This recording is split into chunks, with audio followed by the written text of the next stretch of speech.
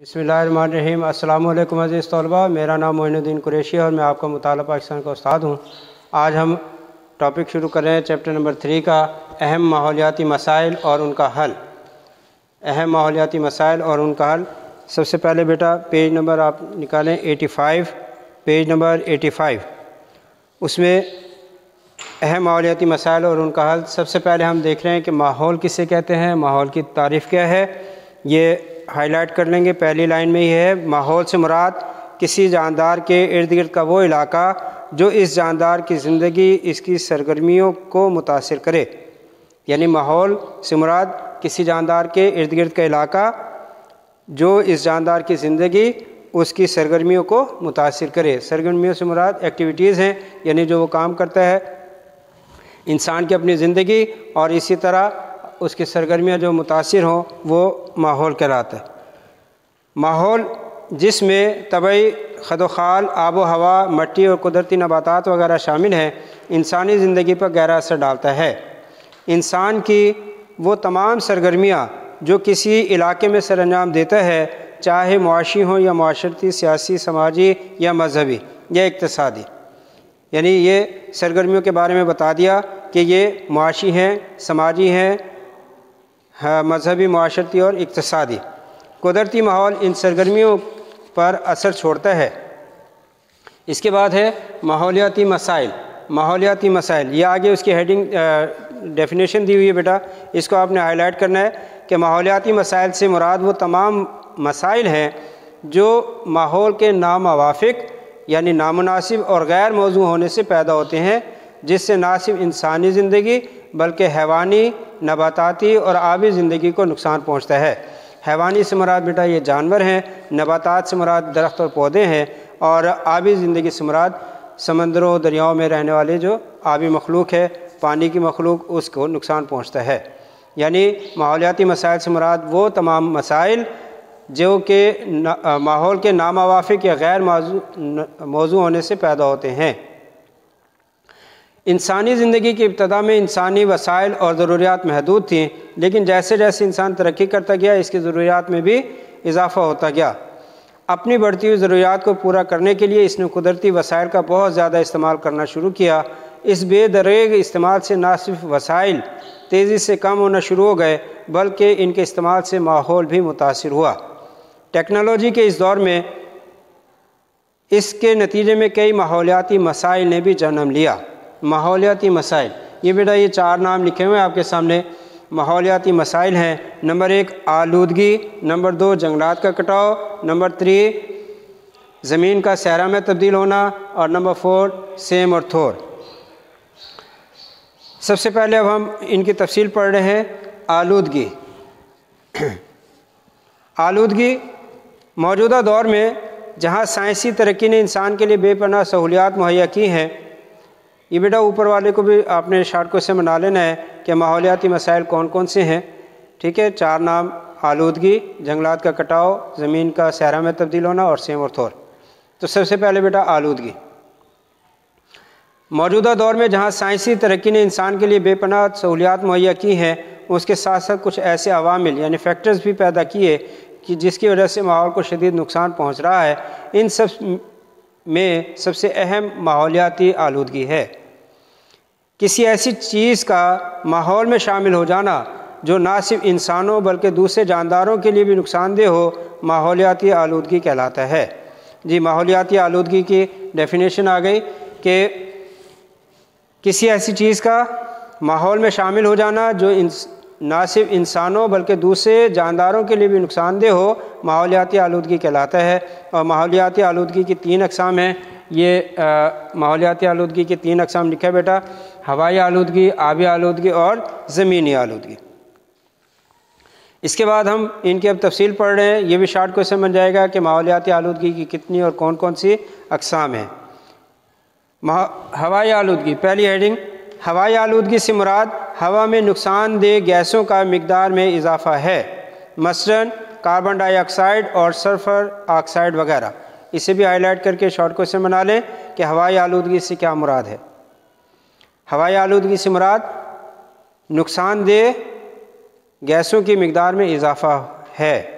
مثلاً کاربن ڈائی آکسائڈ اور sulphur oxide وغیرہ۔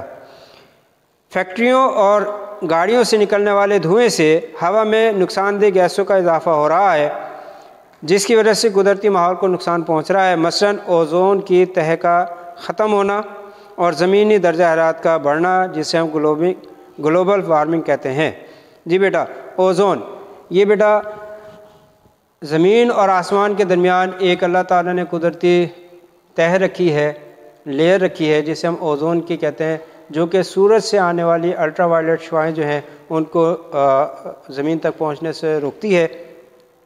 تو آہستہ آہستہ یہ جو ماحول خراب ہو رہا ہے گاڑیوں فیکٹریوں کے دھوئیں سے، ہوا کی آلودگی کی وجہ سے یہ اوزون کی تہہ جو ہے وہ ختم ہوتی جا رہی ہے، اور اگر یہ اوزون کی تہہ ختم ہو جائے تو سورج کی گرمی اور الٹرا وائلٹ شعاعیں جو ہمیں زیادہ نقصان پہنچا سکتے ہیں۔ اسی طرح زمینی درجہ حرارت کا بڑھنا، کہ زمین کا درجہ حرارت بڑھ رہا ہے، جسے ہم گلوبل وارمنگ کہتے ہیں، یعنی آپ دیکھ رہے ہیں کہ پہلے گرمیاں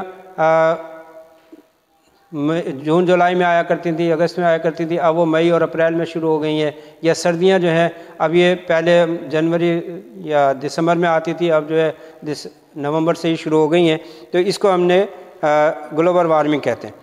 اس کے علاوہ یہ خطرناک بیماریوں کا بھی باعث بن رہی ہے، مثلاً پھیپھڑوں کا سرطان اور مختلف جلدی بیماریاں۔ تو ان کو بھی ہائی لائٹ کر لیں گے کہ ہوائی آلودگی سے قدرتی ماحول کو کس طرح نقصان پہنچ رہا ہے، تو جواب آئے گا اوزون کی تہہ کا ختم ہونا اور زمینی درجہ حرارت کا بڑھنا۔ اس کے ساتھ بیٹا ہوا کی آلودگی کو کم کرنے کے لیے انسانی ترقی میں رکاوٹ نہیں ڈالی جا سکتی، لیکن ایسے اقدامات ضرور اٹھائے جا سکتے ہیں جس کے نتیجے میں زہریلی اور نقصان دہ گیسوں کے اخراج میں کمی لائی جا سکے۔ مثلاً گاڑیوں کے لیے ایسے ایندھن کا استعمال جو کم آلودگی پھیلائیں، مثلاً سی این جی، ہاں یہ کس کا مخفف ہے؟ Compressed natural gas. زیادہ سے زیادہ درخت اگائیں۔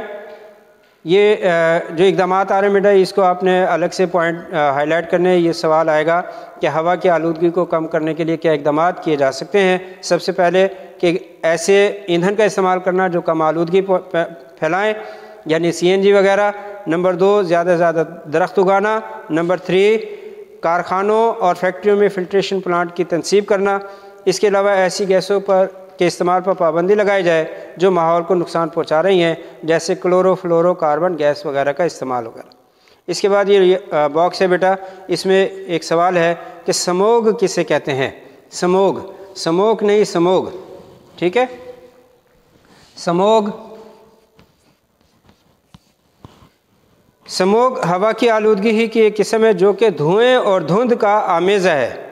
یہ انسان میں آنکھوں، پھیپھڑوں اور جلدی امراض کا سبب بنتی ہے۔